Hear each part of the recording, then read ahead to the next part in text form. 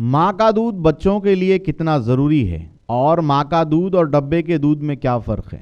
कुछ दिन पहले एक डॉक्टर साहब से मुलाकात के दौरान डॉक्टर साहब कहने लगे कि माँ के दूध से एक बच्चे को इतने एंटीबॉडीज़ मिलते हैं जिनके लिए 65,000 तक के एंटीबॉडीज़ इंजेक्शन दरकार होते हैं। इतनी कीमत के एंटीबॉडीज़ एक बच्चे को माँ का एक मरतबा दूध पीने पर मिल जाते हैं। डब्बे का दूध पिलाने से बच्चे को बहुत सारे नुकसानात होते हैं। ये एक तरह के नाइंसाफ़ी भी है। मैंने पूछा कि डॉक्टर साहब, कुछ केसेस में माँ का दूध होता ही नहीं तो मजबूरन डब्बे का दूध देना पड़ता है। तो डॉक्टर साहब कहने लगे कि मुमकिन ही नहीं है कि एक माँ का दूध ना हो, क्योंकि ऐसा होता तो बच्चा कभी पैदा ही ना होता। बच्चा पैदा होने का मतलब है कि माँ का दूध मौजूद है, अलबत्ता खुराक पर तवज्जो देने की ज़रूरत है। मेरा तजस्सुस बढ़ा तो घर पहुंचकर इस पर मज़ीद तहक़ीक़ शुरू कर दी, जिसके नतायज कुछ यूँ हैं। माँ का दूध। वर्ल्ड हेल्थ ऑर्गेनाइजेशन के मुताबिक बच्चे को 2 साल तक या इससे भी ज़्यादा माँ का दूध मिलना ज़रूरी है। माँ का दूध पीने वाले बच्चे ज़्यादा ज़हीन होते हैं और इनमें शुगर हो जाने के कम इम्कानात पाए जाते हैं। माँ का दूध बच्चे को एलर्जी के मसाइल, इन्फेक्शन और मुख्तलिफ बीमारियों से महफूज रखता है।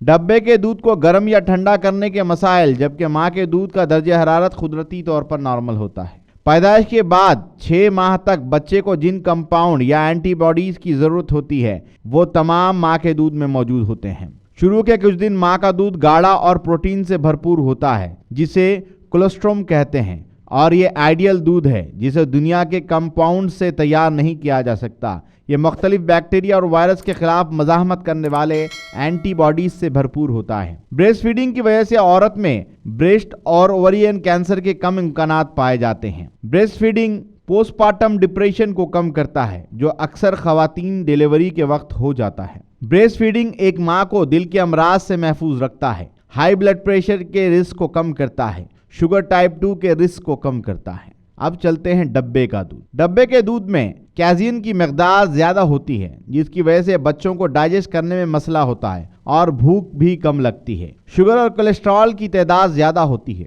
बच्चा सेहतमंद कम मगर वज़न में ज़्यादा होता है। बच्चे में एलर्जी के मसाइल पैदा होते हैं।